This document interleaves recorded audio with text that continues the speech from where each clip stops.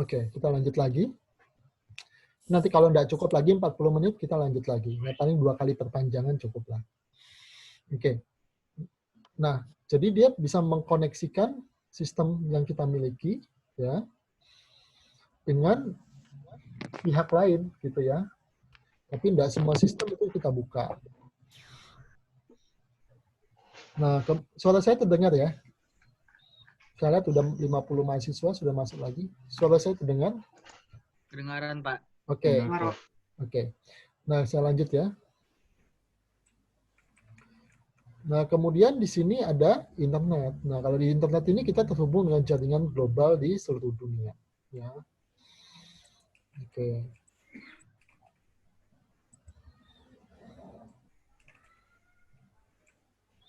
Nah, kemudian bahkan di sini diceritakan dengan menggunakan sistem informasi, ya, kita bisa setiap konsumen itu bisa melakukan produk,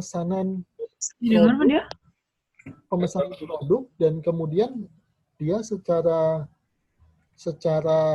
otomatis produknya itu akan dibuat sesuai pesanan konsumen. Nah, ini sepatu Nike, kemudian laptop Dell, itu saya tahu menggunakan cara seperti ini. Ya, menggunakan custom. Dan ini kompleks. Sistemnya ini ketika konsumen memesan melalui sistem, misalnya, saya pesan sepatu nomor 32 dengan model ini. Itu sistem itu tidak hanya mendata begitu saja, tapi memproses data itu dan melakukan sejumlah pengecekan. Ya, misalnya dia harus ngecek ke inventory. Apakah misalnya ukuran sepatu yang diminta si konsumen di sistem ini ada stoknya atau tidak gitu ya. Kalau nggak ada stoknya ya berarti dia harus produksi. Kalau harus produksi berarti harus ada tim lead time-nya yang dia harus selesaikan. Nah, dan seterusnya seperti itu. Ya. Nah, itu dari sistem. Ya. Nah, kemudian sistem itu dia ada input, ada pemrosesan, ada output. Ya, output ini nanti yang kalian proses ya di dalam tugas kalian di minggu ke-6 dan ke-7 tergantung urutan kelompoknya. Di situ ada input, input itu ada data ya. Yang saya bilang kalau memang tidak dapat datanya dari perusahaan ya kalian create sendiri datanya menggunakan Excel sederhana, data dummy gitu. Kemudian kalian proses datanya. Dari situ nanti ada output. Outputnya yang saya minta nanti berupa laporan dan grafik. Ya, laporan dan grafik. Kalian bisa menggunakan Excel, bisa menggunakan Photoshop, bisa menggunakan software-software yang lain untuk menghasilkan laporan dan grafik, laporan manajemen bagi perusahaan. Nanti laporan manajemennya seperti apa, nanti kita bahas kalau kita bicara tentang business intelligence dan decision support system. Itu satu topik, kemudian ada topik tentang infografik, nanti ada juga.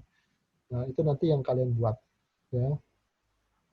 Nah, kemudian di sini ada kontrol, ya. Jadi sistemnya itu ada kontrolnya, ada pengambil keputusan, sistem itu bisa diaudit, ya. Dan kalau ada sesuatu dia bisa mengarahkan uh, ke arah koreksi gitu ya. Nah, itu. Oke. Ya, jadi sistem itu dia terdiri seperti ini, ya ada hardware, ada software, ada data, dan kemudian pemrosesannya. Pemrosesan ini akan menghasilkan output ya, berupa grafik atau informasi atau apa yang saya bilang tadi. Dan kemudian di sini ada user interface. Nah, user interface ini nanti di tugas kalian di minggu ke-6 dan ke-7, itu kalian tampilkan juga UI-nya seperti apa. Nah, user interface inilah yang menjembatani antara sistem dengan manusia penggunanya. Dan user interface ini ada konsep yang namanya harus user friendly. User friendly berarti dia mudah digunakan oleh si usernya ini. Karena si usernya ini biasanya bukan orang IT, bisa orang accounting, bisa orang produksi, bahkan bisa orang awam yang tidak mengerti IT gitu ya. Nah, user interface-nya ini harus didesain sedemikian rupa sehingga dia user friendly dan apa itu dapat dipahami oleh pengguna sistem gitu ya. Nah, nanti user interface ini ditugas kalian tampilkan juga ya. Jadi ada user interface-nya, kemudian ada data perusahaan. Sekali lagi kalau data perusahaannya tidak ada, ya kalian create sendiri. Jadi jangan berhenti ya Pak, perusahaannya nggak mau ngasih data, ya kalian bikin sendiri datanya, gitu ya, tabel-tabelnya dan sebagainya. Ya, yang pasti hasilnya harus bagus, lengkap, gitu ya. Dan dari sana kemudian ada pengolahan informasinya, data itu diolah, dan misalnya menjadi misalnya laporan manajemen, laporan upah gitu ya. Misalnya berapa banyak karyawan yang upahnya di atas 5 juta, itu kan salah satu bentuk laporan ya. Berapa persen yang karyawan gajinya antara sekian sampai sekian gitu ya.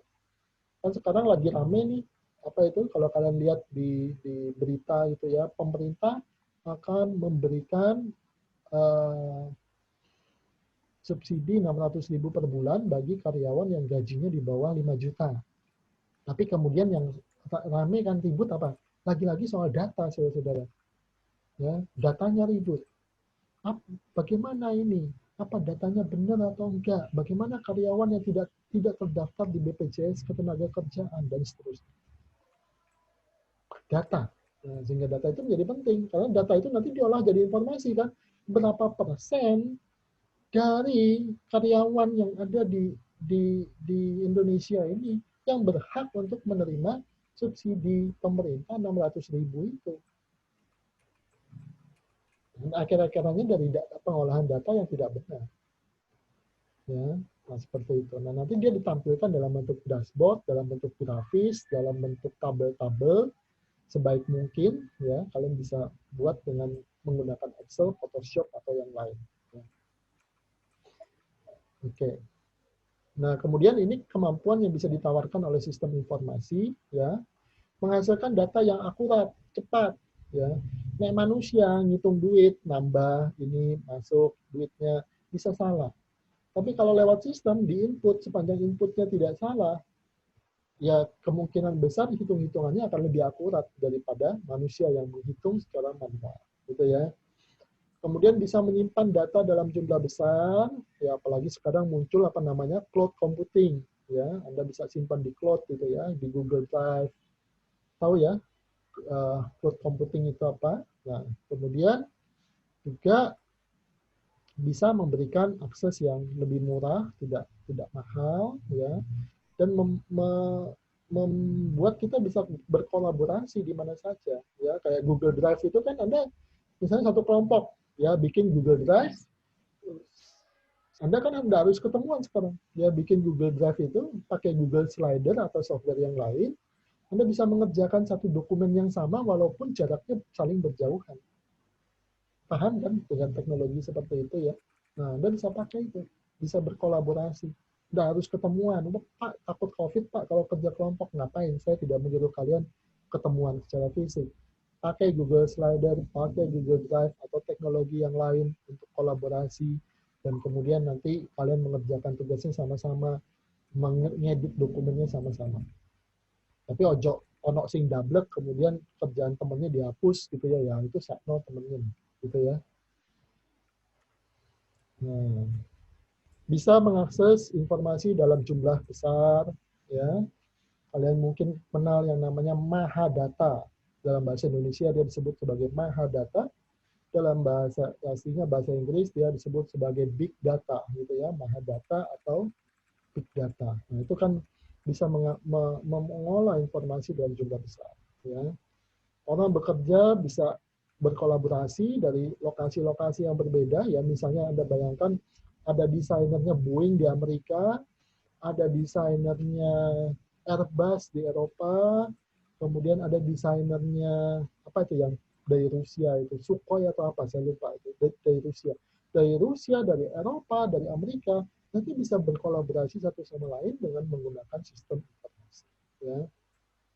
Kemudian menghasilkan informasi yang menarik bagi manajemen. Ya, ini yang saya minta di tugas kalian nanti ya.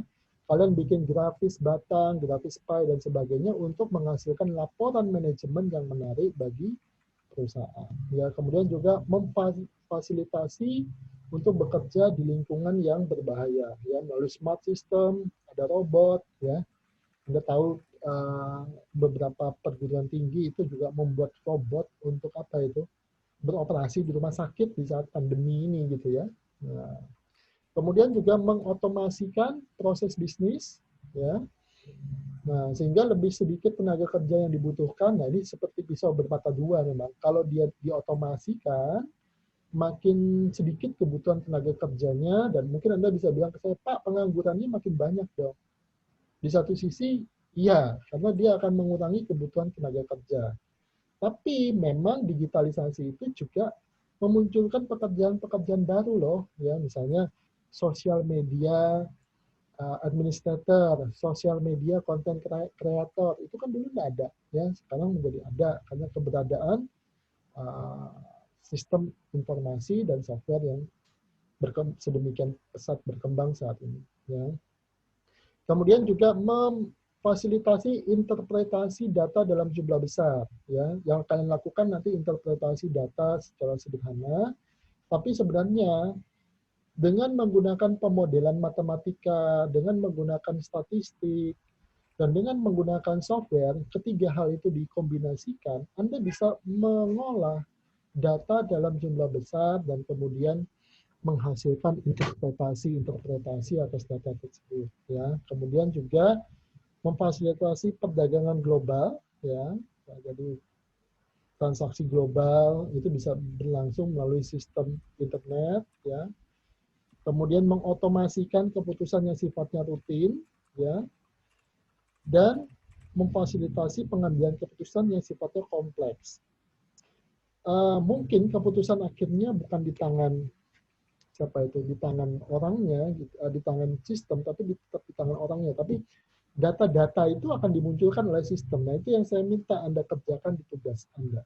Ya, data-data dari perusahaan yang Anda pilih itu dimunculkan dan diolah sehingga menjadi sebuah laporan manajemen atau managerial report bagi pengguna dan pengambil keputusan. Ya.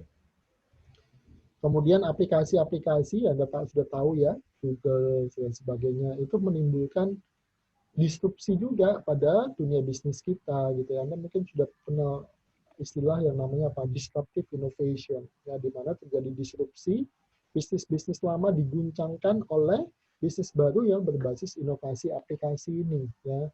Anda tahu yang namanya taksi konvensional yang dulu sangat perkasa, sangat menguasai Surabaya, Jakarta, dan semua daerah yang lain, sekarang kalah dengan yang namanya taksi online. Ya. Nah, itu terjadi shifting di situ. Ya. Kemudian sistem itu membuat segala sesuatu bisa dikerjakan dengan lebih murah, gitu ya. Kalau dia lebih murah, berarti biayanya akan menjadi lebih kecil. Kalau biayanya menjadi lebih sedikit, berarti HPP, harga pokok produksi, menjadi lebih rendah. Kalau HPP, harga pokok produksi Anda menjadi lebih rendah, berarti Anda bisa jual produk itu dengan harga yang jauh lebih murah atau lebih uh, ringan atau kecil dibandingkan pesaing, gitu ya. Oke, ini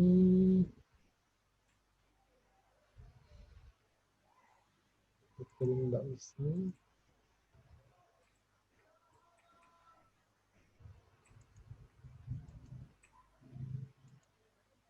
Oke, nah kemudian ini yang perlu kalian ketahui, yaitu tentang perspektif daya saing perusahaan. Ya, ini teorinya Porter, Five Forces Porter. Ya, Porter adalah profesor dari manajemen strategik di Harvard Business School. Dia mengatakan bahwa persaingan perusahaan itu ditentukan oleh 5 kekuatan itu. Ya, 5 kekuatan itu adalah ancaman pendatang baru, kemudian dari supplier power, dari buyer power, ancaman produk pengganti atau substitusi, kemudian juga persaingan di antara sesama pemain di dalam satu industri. Nah, di situ Anda harus tahu dulu, industri itu apa? Industri itu adalah sekelompok perusahaan yang bergerak di bidang yang sama dan menggarap bidang yang sama. Jadi, ini perspektifnya si Porter ini memang masih konvensional, yaitu apa? Persaingan di dalam satu industri. Nah, di dalam konsep disrupsi, persaingan itu bisa datang atau kompetitor itu bisa muncul dari luar industri Anda, tidak hanya dari dalam industri, ya, dari sesama pemain di dalam satu industri. Ini harusnya ada detailnya nggak ya? Oke, nah ini saya lihat dulu ada detailnya nggak? Oke. Oh, nggak ada. Oke, yaudah saya jelaskan dari sini, ya. Nah, kekuatan pertama adalah persaingan dari antara pemain dalam satu industri, ya. Jadi misalnya kalau dia industri perbankan, ya berarti misalnya bank A bersaing dengan bank B, gitu ya. Tapi saya bilang tadi, kalau dalam perspektif disrupsi, disruptive innovations, persaingan itu bisa muncul dari luar industrinya. Bank sekarang tidak hanya bersaing dengan sesama bank, tapi dia bersaing dengan fintech, financial technology, ya, dengan lembaga-lembaga pinjaman online yang muncul lewat aplikasi itu kan sekarang banyak, dan mereka mulai menggantikan peran perbankan juga, gitu ya, sebagian, walaupun belum semua, gitu ya. Nah, kemudian di sini ada potential entrant. Potential entrant ini apa? Apakah industri itu mudah dimasuki oleh kompetitor atau tidak? Ya, mudah dimasuki atau tidak? Kalau dia mudah dimasuki oleh kompetitor, kemudian berarti ancaman pemain barunya tinggi, gitu ya. Contoh, industri kue dengan industri penerbangan, mana yang potensial entrant-nya lebih tinggi? Mana yang pemain baru lebih mudah masuk? Di industri kue atau industri pesawat terbang? Kue, Pak, kue. Kue, nah itu jelas ya. Nah itu konsep sederhananya gitu ya.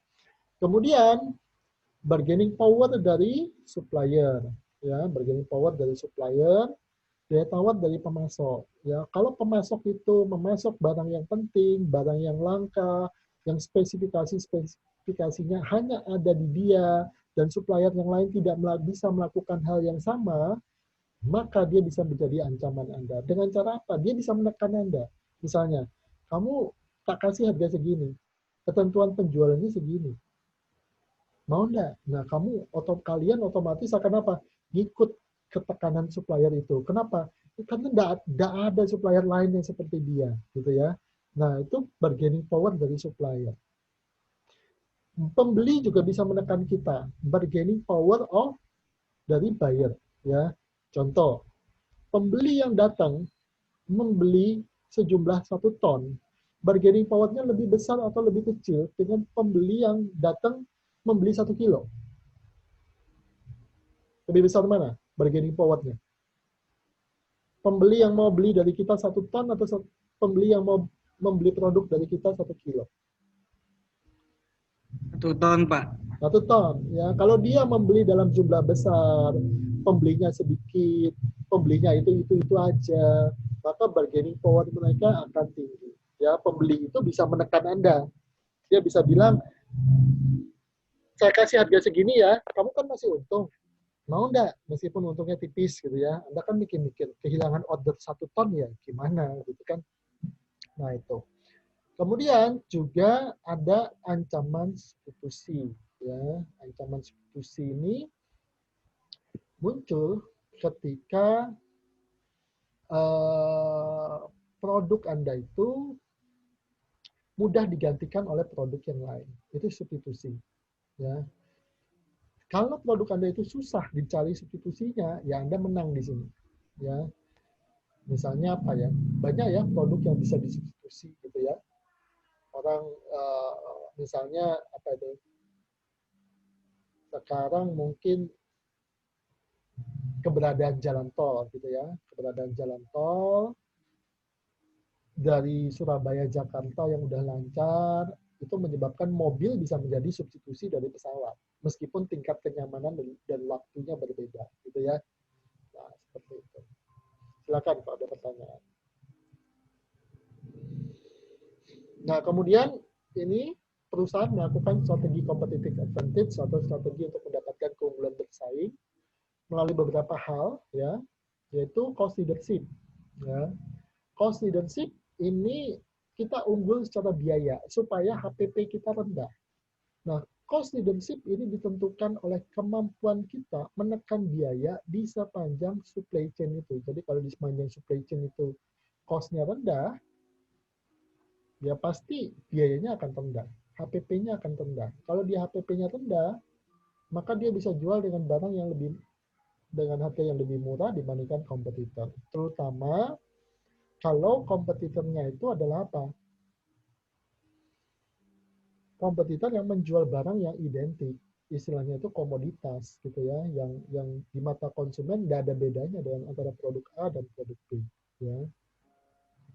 Kemudian niche market itu masuk di segmen yang sempit, kecil gitu ya, dia hanya melayani segmen tertentu yang khusus gitu ya, pengguna hobis atau apa, misalnya seperti sepeda motor besar, Harley Davidson atau apa gitu ya. Kemudian diferensiasi ini dia jualnya harganya lebih mahal, tapi dia meng-create suatu diferensiasi, perbedaan, fitur produk yang unik dan sebagainya. Nah, Anda lihat, ketiga hal ini bisa dibantu oleh apa? Teknologi informasi. Kita bisa menciptakan cost leadership, bisa menciptakan diferensiasi, bisa menciptakan niche market, dengan cara mendayagunakan sistem informasi berbasis komputer itu pada tahapan-tahapan dan atau cara-cara tertentu atau strategi tertentu ke dalam model bisnis kita. Kita bisa muncul sebagai cost leadership, bisa muncul sebagai diferensiasi, bisa muncul sebagai niche market atau ceruk pasar. Ya. Kemudian growth, ya, pertumbuhan, ya, strategi pertumbuhan, perusahaan itu berusaha menjadi makin besar, melakukan aliansi, ya, partnership. Tadi Anda sudah lihat, partner itu bisa terkoneksi kepada kita melalui sebuah sistem. Kita bisa melakukan inovasi-inovasi, ya, dan inovasi itu banyak difasilitasi oleh sistem informasi juga, dan efektivitas operasional dari perusahaan. Ya, perusahaannya lebih efektif dalam beroperasi, sehingga biayanya lebih rendah, bisa jadi cost leadership seperti yang saya bilang tadi. Ya. Kemudian time, ya, time ini kalau kita menggunakan sistem bisa jadi proses bisnis kita lebih cepat. Kalau lebih cepat berarti time to market. Kita memasarkan produk kita itu akan lebih cepat juga ke pasar dibandingkan pesaing. Ya. Kemudian menciptakan entry barrier. Ya, kalau kita efisien menggunakan sistem, HPP kita rendah, itu otomatis menjadi penghalang bagi pesaing untuk masuk. Kalau dia lihat, wah, harga saya kalau masuk sebagai pemain baru yang tidak efisien, kalah, ya saya tidak akan laku. Ngapain saya masuk? Ngapain saya bisnis di situ gitu ya. Jadi dia menjadi hambatan masuk bagi pesaing baru. Ya. Kemudian juga untuk lock-in, mengunci customer atau supplier kita. Ya. Kalau dia sudah invest di satu sistem yang terikat dengan sistem kita, untuk dia ganti ke sistem yang lain, ke kompetitor, itu dia mungkin akan mikir-mikir. Ya, dia akan mikir-mikir, dan akibatnya kita bisa mengunci customer atau supplier kita supaya tetap loyal dengan kita. Ya, sekaligus juga meningkatkan switching cost. Switching cost itu apa? Kalau misalnya supplier kita pindah ke perusahaan lain dan dia harus invest sistem yang baru, itu terjadi apa? Switching cost, biaya peralihan. Dia harus meninggalkan sistem yang lama yang sudah mungkin dia invest dengan nilai biaya yang mahal, dan kemudian pindah ke sistem yang baru, ke perusahaan yang baru. Dan itu switching cost. Mungkin dia akan hitung-hitung, kalau switching cost-nya lebih besar daripada benefitnya, mau pindah. Saya nggak mau pindah ke perusahaan lain. Ada pertanyaan dulu sampai di sini?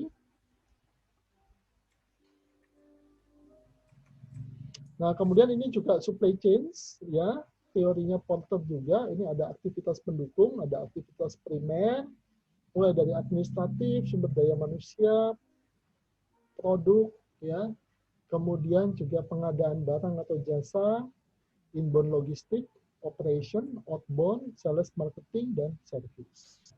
Semua ini, kalau menurut Porter, kita harus bisa mencari titik-titik di mana kita memiliki kelebihan dan kemudian mengeksploitasi bagian-bagian di mana kita punya kelebihan itu. Misalnya kita punya kelebihan di service, kita punya kelebihan di teknologi. Nah, kita eksploitasi di mana kita titik-titik punya kelebihan itu sehingga kita bisa menimbulkan atau memunculkan value added.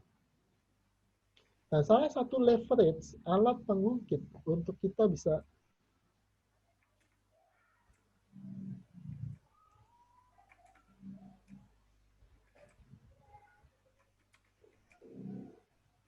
ini kenapa terhenti ya?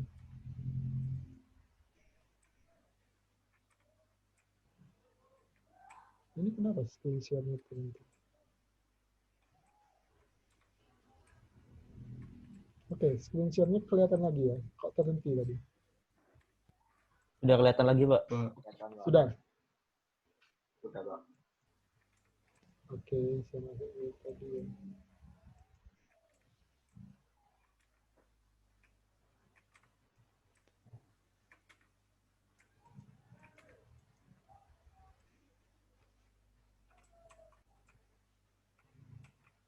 Oke.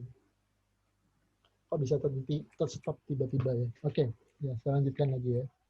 Nah, kita mengeksploitasi ini ada satu leverage yang kita bisa pakai, pengungkit yang kita bisa pakai di titik-titik mana kita punya kelebihan di dalam sistem kita, di dalam proses produksi atau di dalam perusahaan kita sehingga kita bisa menimbulkan apa? Memunculkan nilai tambah pada produk kita yang lebih unggul daripada pesaing. Salah satu tools untuk mengeksploitasinya itu adalah dengan menggunakan sistem informasi. Nah, Anda bisa bayangkan bagaimana sekarang Grab, Gojek, dan sebagainya itu bisa memiliki value added dibandingkan taksi konvensional, dibandingkan ojek konvensional. Kenapa? Karena dalam services-nya, dalam antarmuka dengan konsumennya, dia menggunakan sistem yang lebih cepat, lebih murah, lebih efisien dibandingkan apa itu alat transportasi yang konvensional. Ya, nah ini namanya apa itu? Flow dari apa supply chains ya.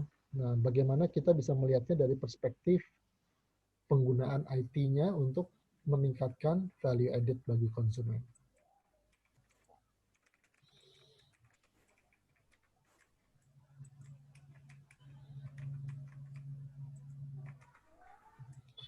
Nah, kemudian ini menarik juga ya judulnya First Mover Advantage Losses ya. Jadi kalau dulu biasanya yang pertama itu yang selalu unggul ya, yang pertama yang selalu unggul, yang pertama muncul di pasar ya, istilahnya itu namanya dari sisi manajemen strategik namanya first mover.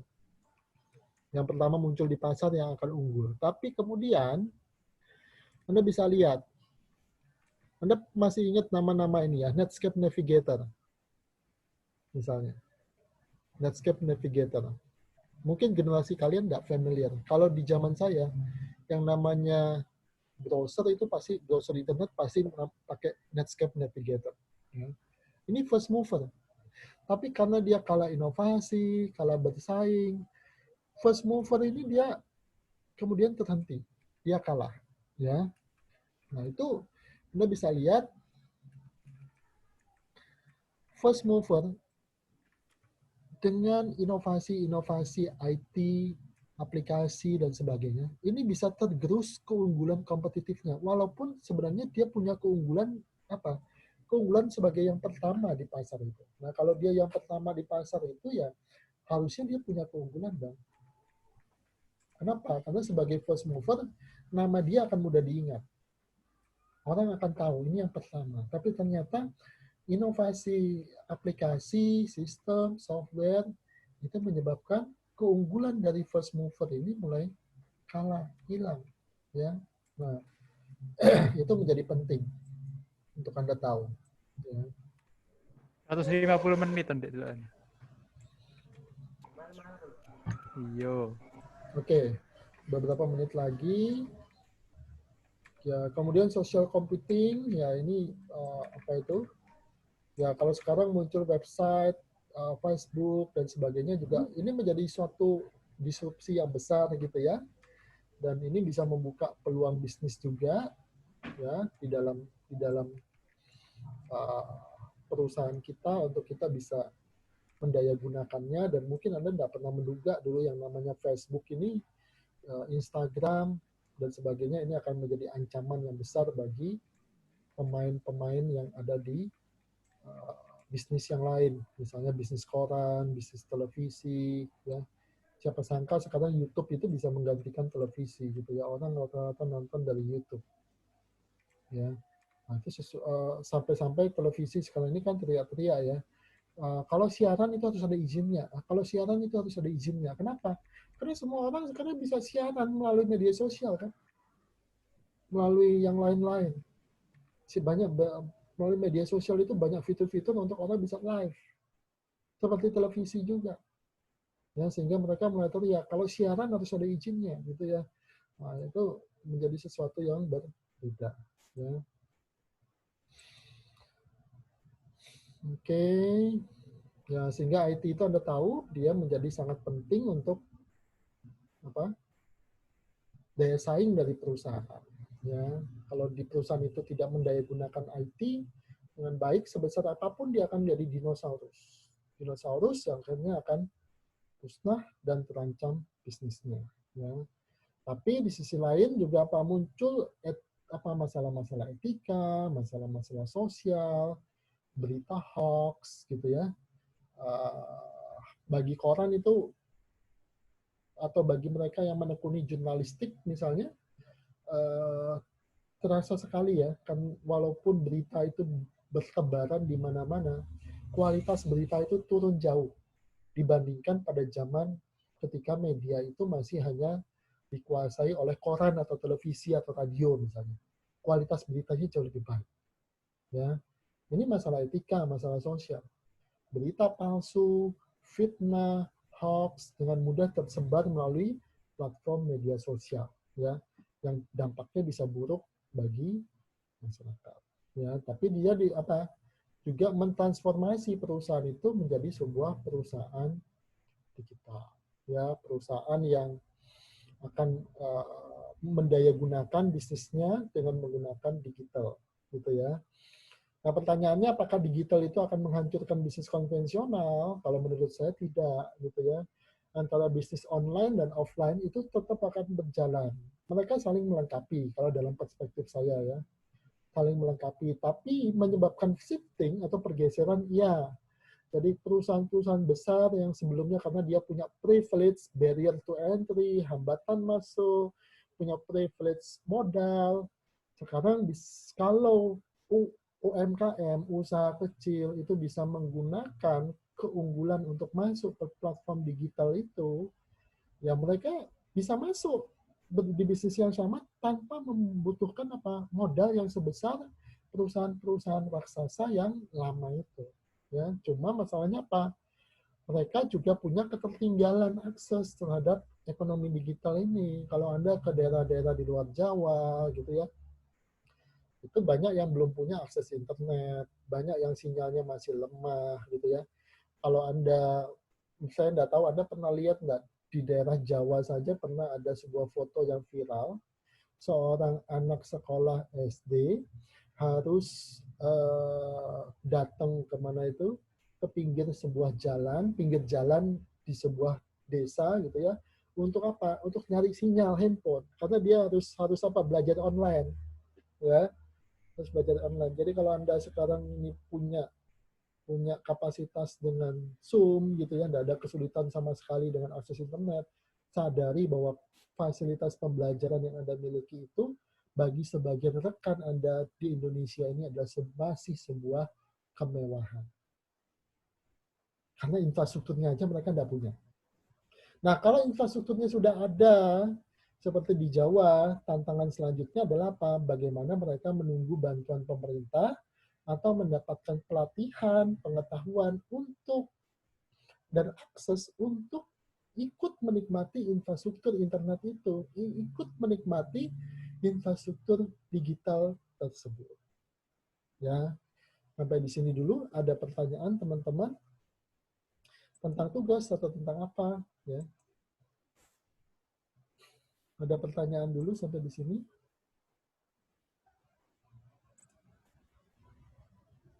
Ya, enggak apa-apa. Yang terlambat nanti lapor aja ke TU kalau memang belum itu ya.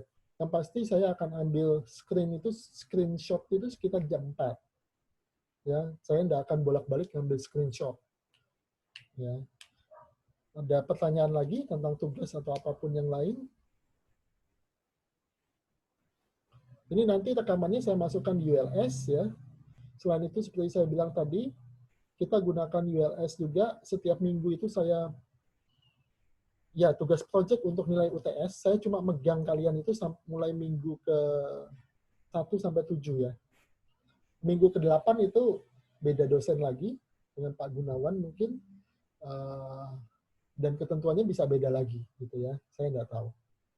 Ini hanya berlaku sampai minggu ke-7. Selain UTS, nanti saya akan bikinkan tugas proyek individu, tugas paper individu gitu ya untuk UTS-nya. Jadi nanti ada tugas kelompok yang kalian presentasikan dan kemudian ada UTS tulis. UTS tulis saya tidak akan menanyakan definisi ya karena dalam kondisi ujian apa nih ya study from home ini tentu susah mengawasi ujian kalau harus definisi-definisi gitu ya. Tidak cocok definisi. Saya tugasnya akan paper, saya minta bikin sesuatu topik nanti untuk Anda kumpulkan sebagai UTS. Ada pertanyaan lagi? Silakan didialogkan secara langsung ya nggak apa-apa. Ketua kelas sudah terpilih belum? Ketua kelasnya harus ada ya. Harus ada yang jadi ketua kelas, satu orang silakan pilih. Ketua kelas akan membantu saya dan nanti ketua kelas itu akan ada sedikit tambahan nilai gitu ya, tapi tidak banyak.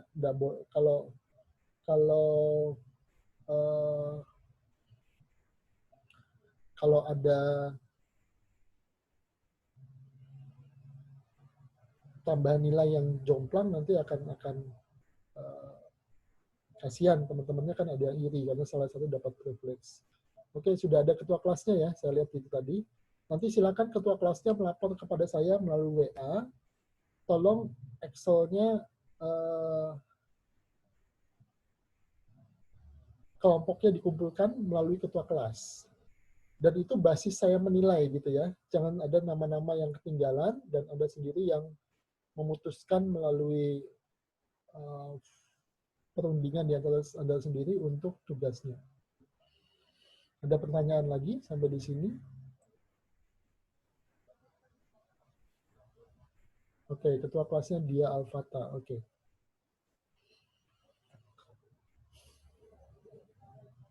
Ya. Ada lagi pertanyaan?